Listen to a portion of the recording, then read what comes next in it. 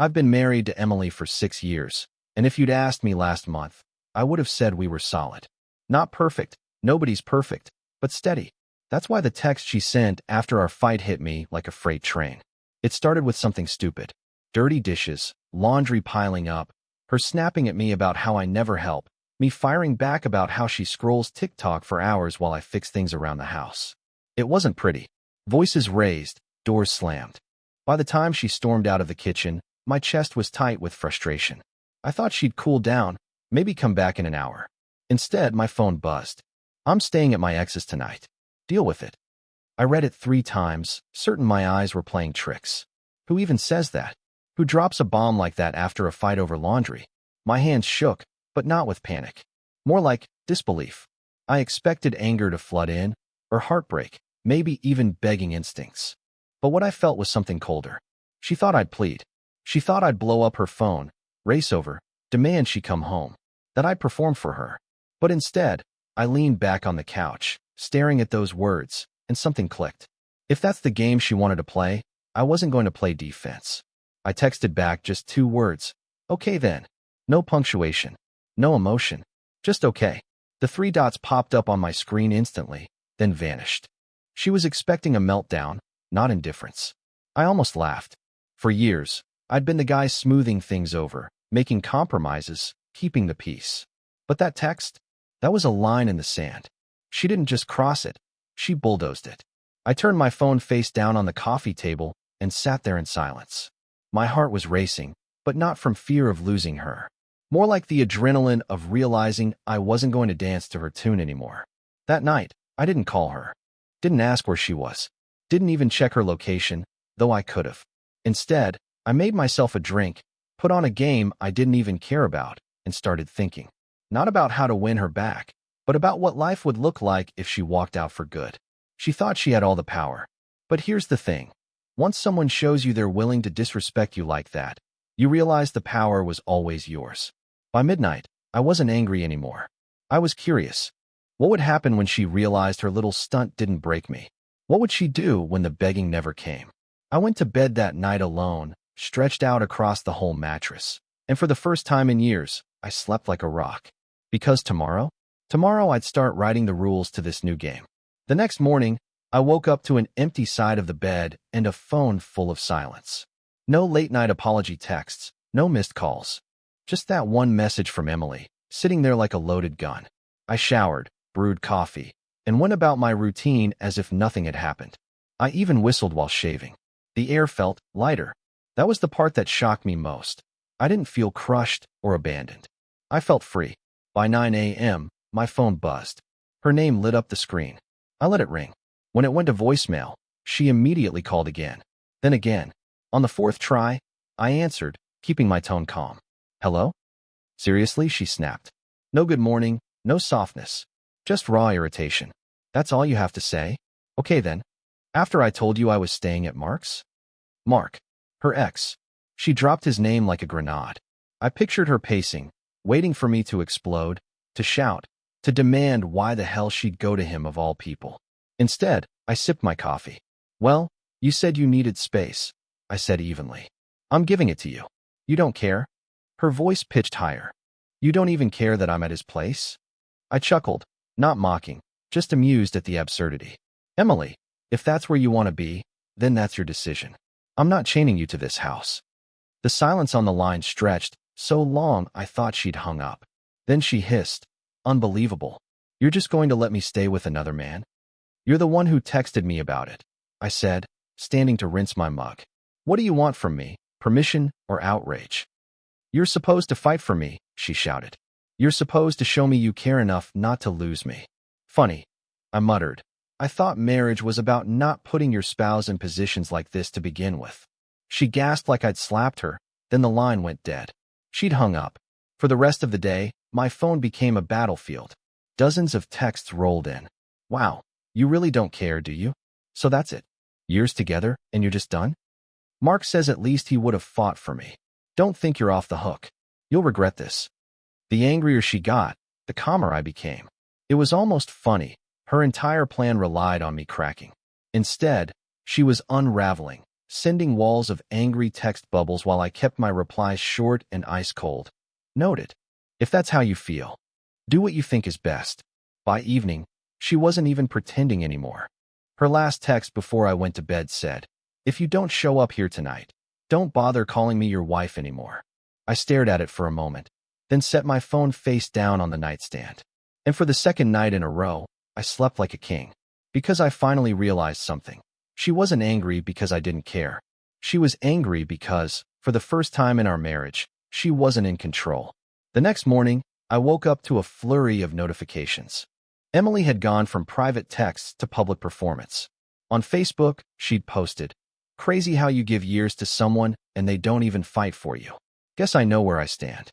On Instagram, a picture of a wine glass clinking against another, captioned, "Some people know how to make a girl feel wanted." And the cherry on top? A cryptic story of her ex's dog sitting on the couch. She didn't tag him, but anyone who knew her history could connect the dots.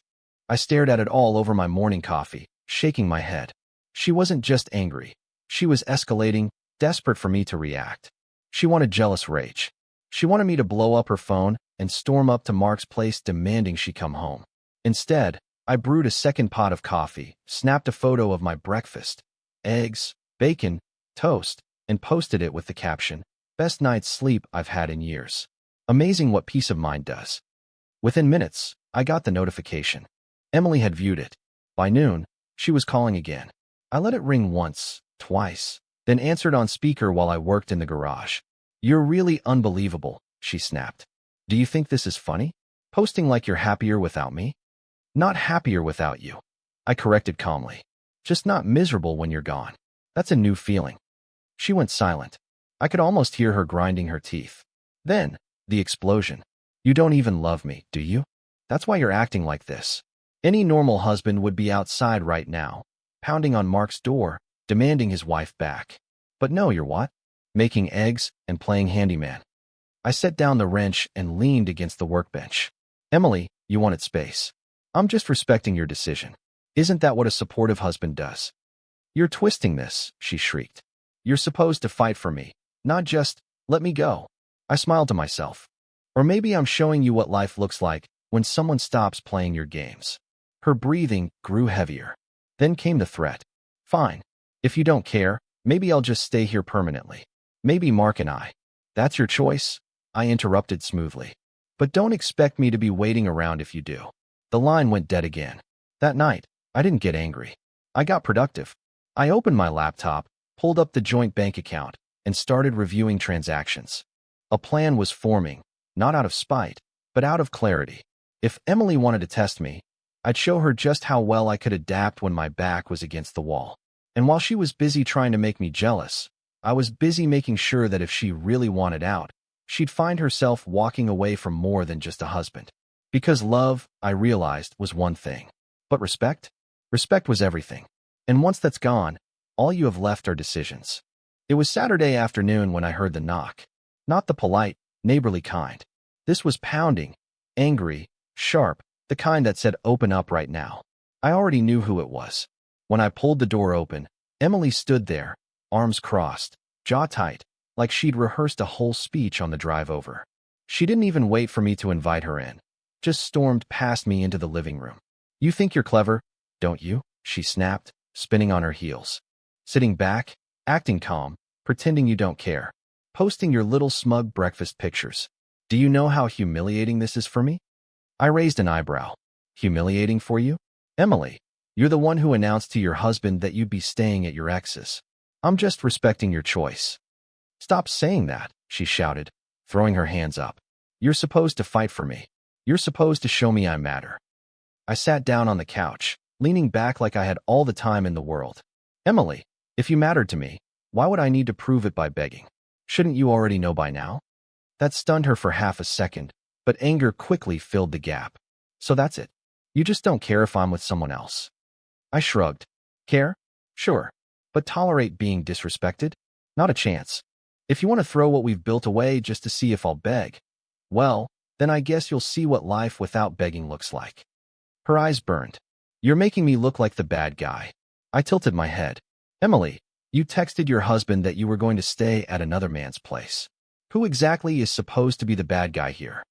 She went quiet then, pacing, chewing at her lip. I could see the frustration in every step. She'd expected screaming, maybe tears, maybe me on my knees.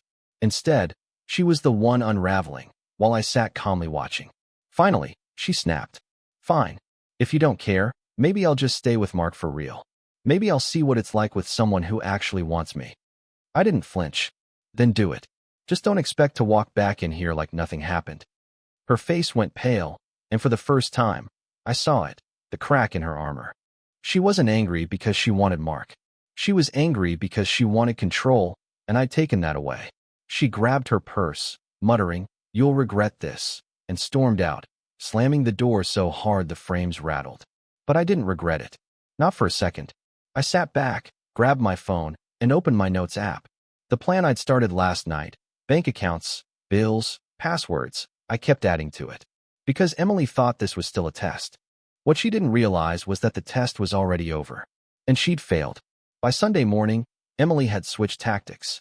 The angry texts slowed down, replaced by carefully crafted ones meant to sting. My mom says she can't believe how cold you're being. Even Jessica thinks I deserve better than this, and she's always liked you. Maybe I should have listened to everyone who said you were too detached. I read them, set the phone down, and went back to my coffee. It wasn't hard to see what she was doing. She couldn't get me to react directly, so now she was building an audience, pulling family and friends into the circus. By noon, I got the call. Her mother. "Daniel," she started, her voice sharp. "What on earth is going on? Emily tells me you don't care if your marriage survives." I pinched the bridge of my nose. "With all due respect, ma'am, that's not what's happening. Your daughter told me she was staying with her ex. I didn't kick her out. She made that choice." There was a pause. Then, she said she was testing you, trying to see if you'd fight for her. I almost laughed. So she admits it's a game. She's upset, her mom said quickly. She needs reassurance. You can't just give her the cold shoulder. That's not how marriage works. Neither is threatening to run back to an ex. I replied flatly. Look, I'm not going to argue about this. Emily's an adult. If she wants to be here, she knows where the door is. Her mom huffed, muttered something about me being stubborn, and hung up. I leaned back in my chair, smiling to myself. The desperation was growing. Emily had gone from demanding to sulking to rallying reinforcements, and all it did was prove how fragile her little plan was. That evening, just as I was settling in for a movie, there was another knock at the door. Not Emily this time. Jessica, her best friend, the self-proclaimed relationship guru who'd been filling her head with nonsense for years. She didn't even say hello. Just marched in, plopped onto the couch, and crossed her arms. You're being cruel. Nice to see you too, Jessica, I said dryly. She's heartbroken. She thought you'd care enough to chase her, and instead you're sitting here like you don't give a damn. I muted the TV. Jessica, let me ask you something. If your boyfriend texted you that he was going to spend the night at his ex's, would you sit back and think, wow, what a healthy test of our love? Or would you pack his stuff and leave it on the curb? Her mouth opened, then closed. For once, she had no snappy comeback. That's what I thought, I said, turning the volume back up. She stood abruptly. You'll lose her if you keep this up. I didn't look away from the screen. Then I guess I'll lose her. Better than losing my self-respect. Jessica stormed out, slamming the door behind her. An hour later, Emily texted. So you sent my best friend home in tears. Real classy. I typed back one line. She walked into my house uninvited. Not my problem. No response. For the third night in a row, I slept like a rock. Because now I knew, Emily wasn't just angry. She was scared. Scared that the one thing she thought she could count on, my endless willingness to chase her, was gone. And once that fear set in, I knew the real unraveling was about to begin. Monday morning, I expected another barrage of angry texts. Instead, my phone stayed strangely quiet. No Facebook posts, no calls from her mom, not even a passive-aggressive Instagram story. For the first time in days, there was silence. I knew better than to trust it. Silence isn't peace. It's planning. Around lunchtime, my phone buzzed. A single text from Emily. Can we talk? Just us. No yelling. I stared at it for a minute, then replied. Sure. Tonight. My place. When she arrived, she looked different. Gone was the defiant stance, the crossed arms, the sharp tone. She stood in the doorway in jeans and a sweater, eyes down, hair tucked behind her ear. She even carried a little Tupperware, like she thought home-cooked pasta might smooth things over. "Hi," she said softly, almost shy. "Hi," I replied, stepping aside. She placed the container on the counter, glanced around the living room like she hadn't been here 100 times, then turned toward me with watery eyes. "I don't like how we've been. I don't like fighting with you." I leaned against the counter, arms crossed. "Neither do I. But you seemed fine texting me that you were at your ex's." Her lip trembled. "That was stupid. I didn't mean it like that. I was angry. I wanted to get a reaction out of you. I thought if you fought for me, it would mean—" She cut herself off, pressing her hands over her face. God, I sound pathetic. I didn't rush to comfort her. I just let the silence sit heavy between us. Finally, she dropped her hands and whispered, "I don't want to lose you. I needed to know if you still loved me." It was a performance, and a good one. If I hadn't already seen her posts, her little power plays, her conversations with Jessica, maybe I would have believed it. But I'd seen too much. This wasn't an apology, it was a pivot.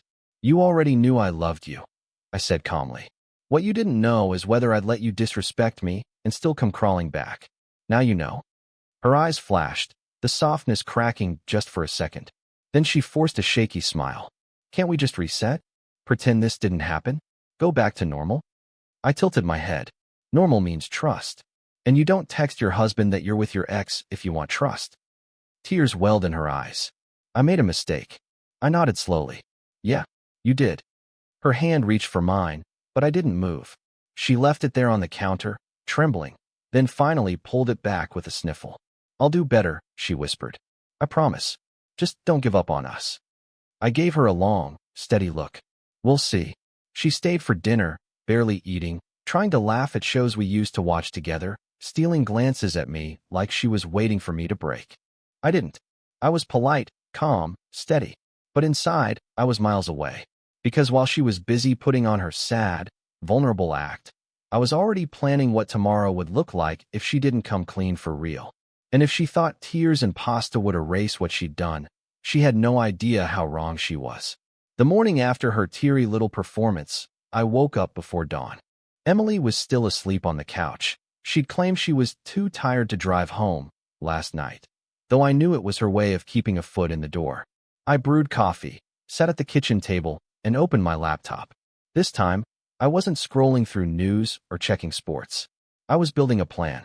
First step, finances. I logged into the joint account and started cataloging everything. Auto-pay bills, subscriptions, even the grocery charges she'd racked up. I moved half our savings into an account she didn't know about. Not because I was running, but because I wanted to make sure if she decided to go scorched earth, she wouldn't take me down with her. Second step, documents. Marriage license, house deed, insurance policies. I scanned everything into cloud storage and tucked the originals into a folder in my desk. Third step, proof. Screenshots of her texts, her posts about Mark, even the conversation with Jessica when she stormed into my house. I backed it all up. If Emily wanted to rewrite history later, I'd have the receipts. By the time she stirred awake, I was already closing the laptop. "Morning," she said groggily, rubbing her eyes. She tried a smile, soft, like last night. "Made coffee. On the counter," I said, my tone flat. She poured herself a mug, watching me carefully. "You're quiet." "Just thinking," I replied. "About us." "About what comes next," I said, meeting her eyes. That rattled her. She forced a little laugh, tried to brush it off. "You're not still mad, are you? I told you. I was just trying to see if you cared." "Emily," I said evenly, "if you still need proof after all these years, then maybe you're the one who doesn't care." Her smile froze. The mask slipped again, and underneath was the same frustration I'd seen before. "So what? You're just going to punish me forever? Hold one mistake over my head." "One mistake?" I leaned back. "You texted your husband that you were spending the night at your ex's. You paraded it online. You dragged your mother and your best friend into it. That's not a mistake. That's a choice." Her cheeks flushed, hands tightening around the mug. "You're supposed to forgive me. That's what couples do. They fight, they forgive, they move on." I shook my head. Couples don't threaten each other with exes. That's not fighting, That's manipulation. Her voice rose, cracking now. You're twisting everything. I only did it because you don't show enough emotion. Because I needed to know you still. She cut herself off, biting her lip hard. I stayed silent. The quiet was too much for her. She slammed the mug down on the counter, coffee sloshing over the edge. Fine. If you want to act like you're above it all, go ahead. But don't expect me to sit around waiting while you play cold and perfect. She stormed upstairs, muttering under her breath. A few minutes later, I heard drawers slamming. She was packing. I didn't stop her. I just sat at the table, calm, steady, sipping my coffee. Because the truth was, I'd already packed. Mentally, financially, emotionally.